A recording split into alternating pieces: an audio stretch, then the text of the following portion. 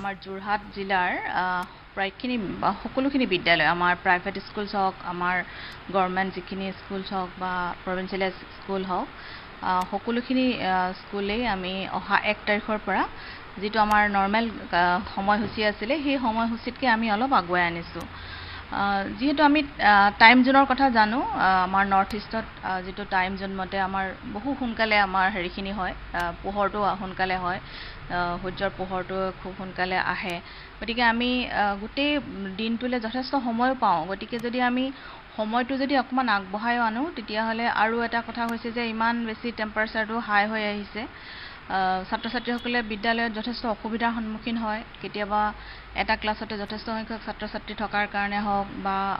মানে সঘনাই load shading হোৱাৰ কাৰণে হওক যথেষ্ট অসুবিধাৰ সন্মুখীন হয় সেইকাৰণে আমি আমাৰ ডিষ্ট্ৰিক্ট এডমিনিষ্ট্ৰেশ্যন বা আমাৰ অনাৰেবল ডিচি ছাৰৰ লগত আলোচনা কৰি মেলি আমি এটা সিদ্ধান্তত আহিলোঁ যে আমি অহা জুন মাহৰ 1 তাৰিখৰ পৰা গোটেই সময়সূচীখিনি আমি অকণমান আগুৱাই আনিম এতিয়া আমি আমাৰ 3টা আমাৰ আছে ধৰক এলিমেণ্টাৰী ছেকশ্যনৰ LP স্কুলছ আছে আপাৰ প্ৰাইমেৰী স্কুল আছে আৰু হায়াৰ স্কুল বা হায়াৰ ছেকেণ্ডেৰী স্কুলছখিনি আছে সেইখিনি আমি ভাগ কৰি লৈছোঁ যে আমি 8টা বজাৰ পৰা 12:30টাৰ ভিতৰত আমি যিখিনি LP স্কুলখিনি তেওঁৰ সেইখিনি আমাৰ শেষৰ সময়খিনি 12:30টা হ'ব আৰু আপাৰ প্ৰাইমেৰীখিনি তেনেকৈ